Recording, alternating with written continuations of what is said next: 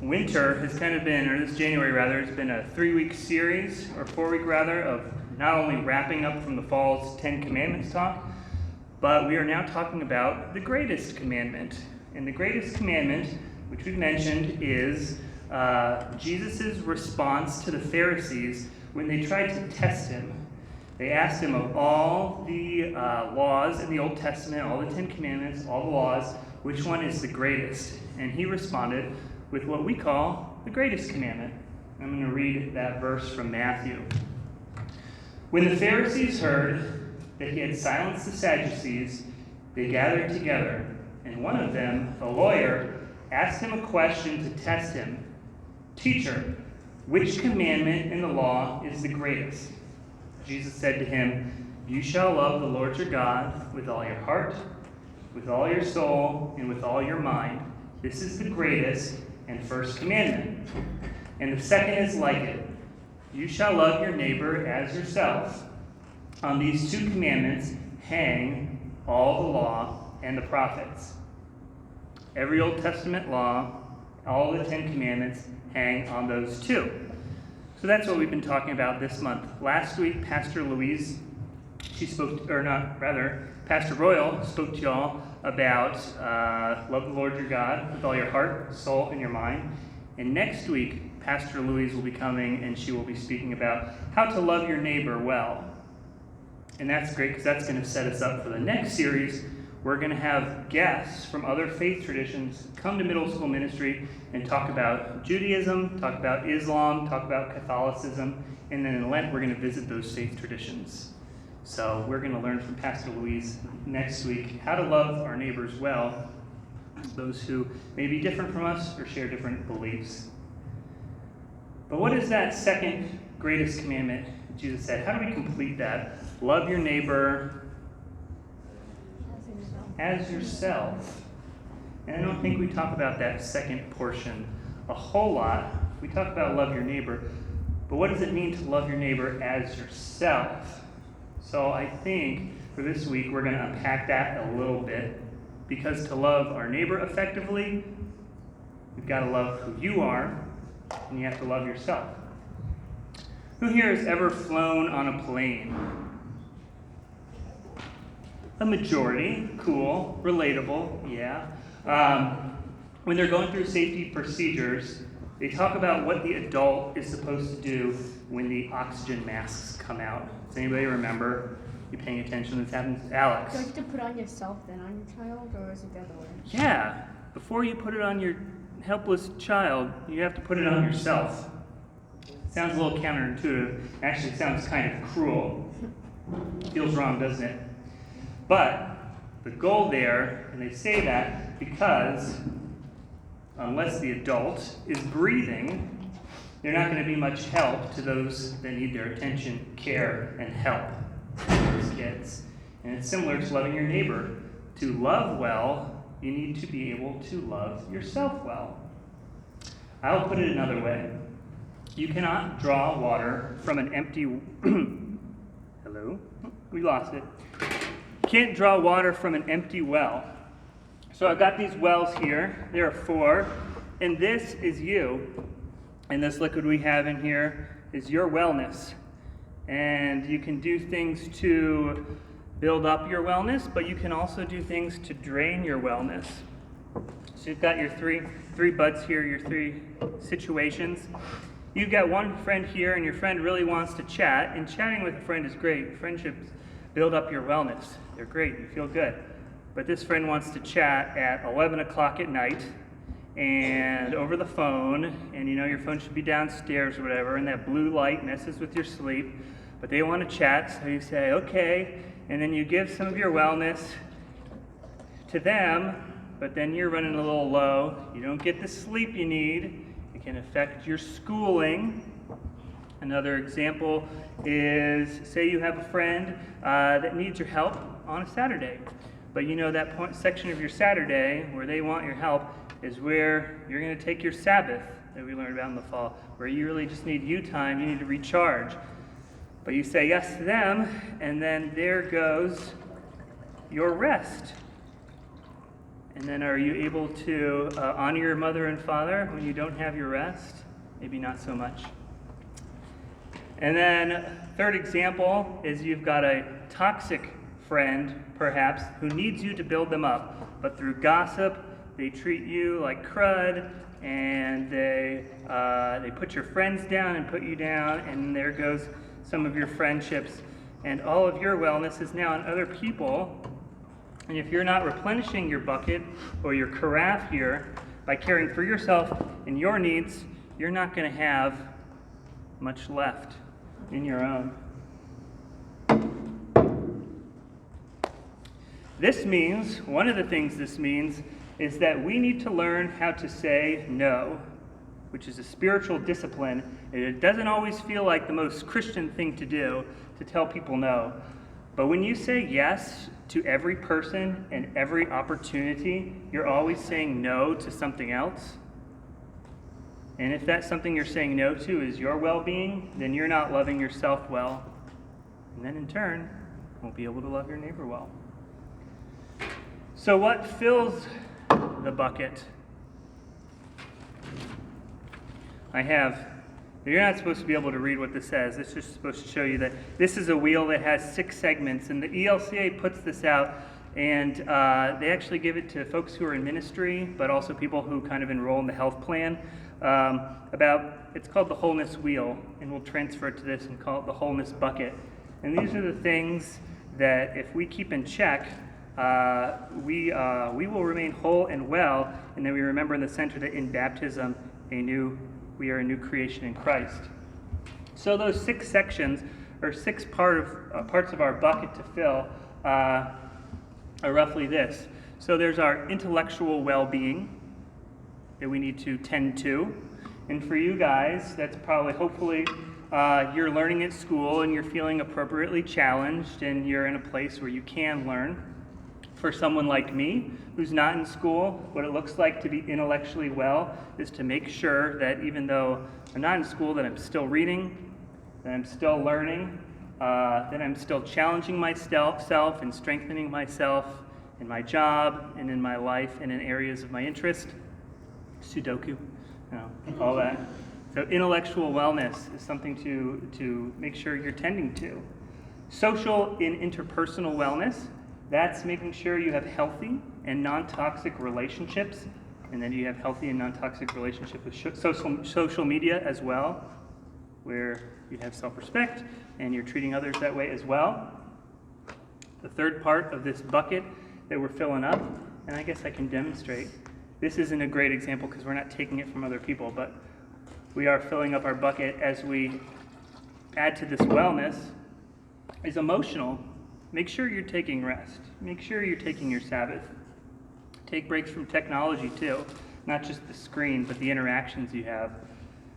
Worship your God. Serve others. And again, remember that Sabbath. A fourth kind of pie of that wheel is your physical wellness. Do we still do PE in middle school? That goes through high school, right? Cool. And there's a reason for that. It's not just for a class or for grades, but to stay well and stay active. Healthy eating, very important. Sleeping well. For you guys, I didn't look this up, but for middle schoolers, do any parents know the appropriate amount of sleep for a middle schooler? For an adult, it's 7 to 9. And I think it's probably on the 8 hours or so for you guys. Who gets 8 hours of sleep on a school night? Nice. Good. Never be ashamed of it. You're taking care of yourself. Naps are awesome too. The fifth portion of this wellness bucket, ways you can remain well, is financial. And for me, or for adults, that's making sure your budgets are balanced, that you're giving, that you're generous with your money. For you guys, that might look more like setting up your relationship with money. Are you starting to give what you have now? Are you starting to budget? Are you starting to respect money? Because that's going to set you up for how you are in relationship with money in the future. And then the sixth well-being of this wholeness wheel, or this wholeness bucket, is vocational. Does anybody know what vocation means? Sounds like vocal? There's probably some language, Latin or Greek, that connects those two. That I do not know. Vocation.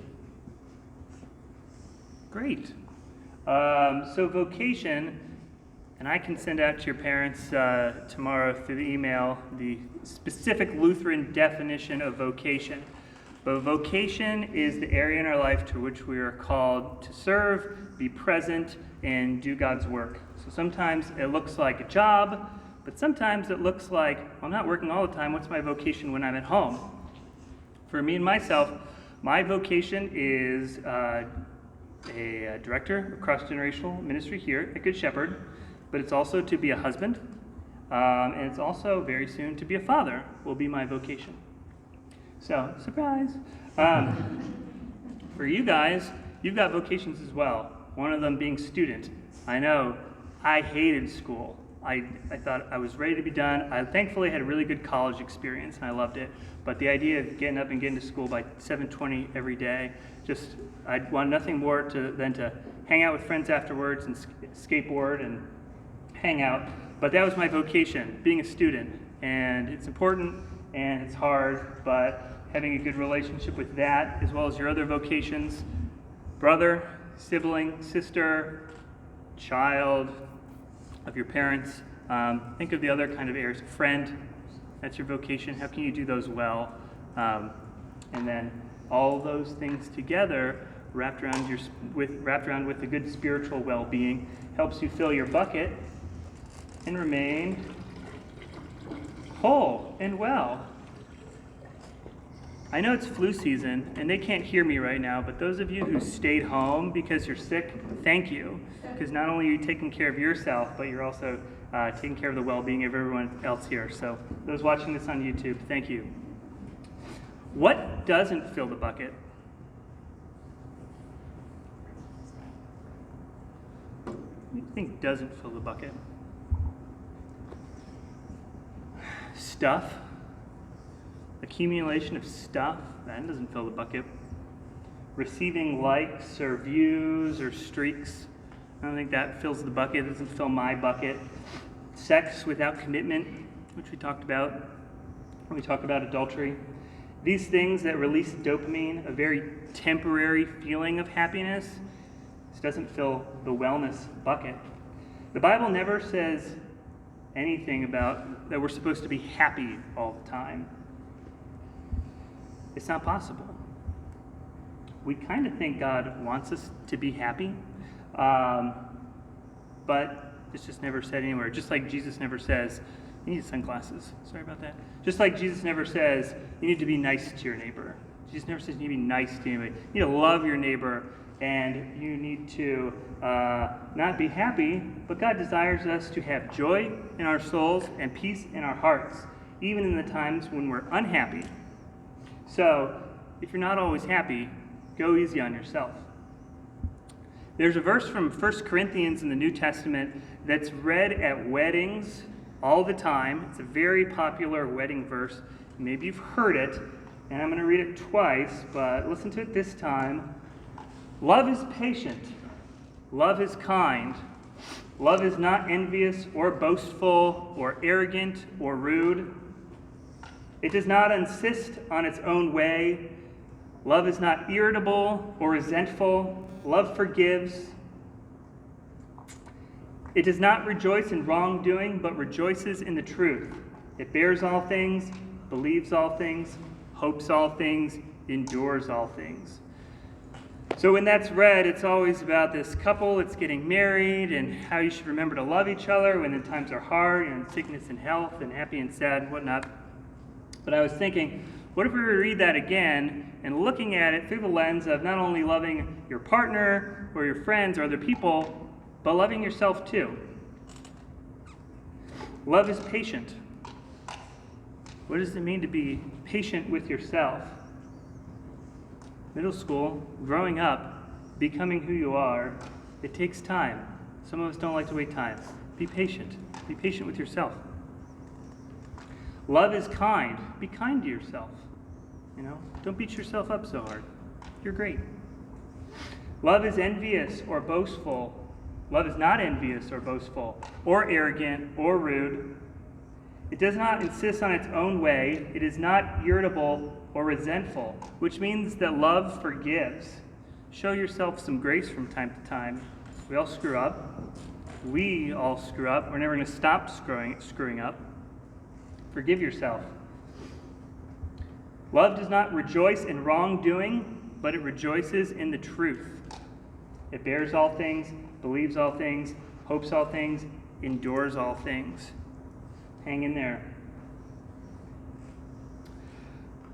Part of life and part of growing up is learning to deal with those times where we need to show ourselves forgiveness, where we need to be kind to ourselves and whatnot. And it's about learning how to manage times of stress and learning how to manage times of sadness.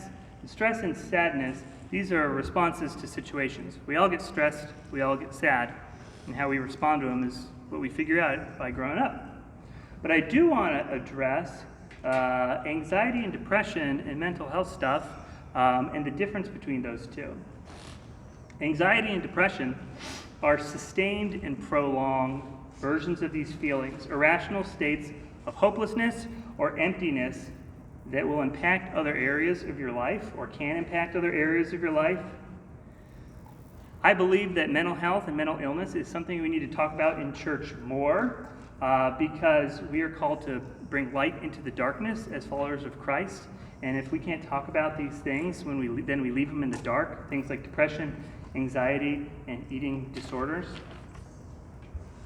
So I do want to talk about them, and you might have some time in your small groups to unpack them as well. The first thing I want to mention about mental health and mental illness is that you don't have to do this alone if you are dealing with what you think may be a mental illness or a prolonged feeling, like I mentioned. Just pray harder is not always helpful. A relationship with God, I believe, a strong prayer life does help for my wellness and my well-being. But when you are struggling with a mental illness, it's just sometimes not enough. No one's going to tell you when you get the flu, just pray harder. You see a doctor. So same lies with mental illness. If you are ill, please seek help. You are not alone if you are struggling with mental illness. 1 in 5 teens suffer from a diagnosable mental health disorder in a given year, and 1 in 4 adults. Talk to someone.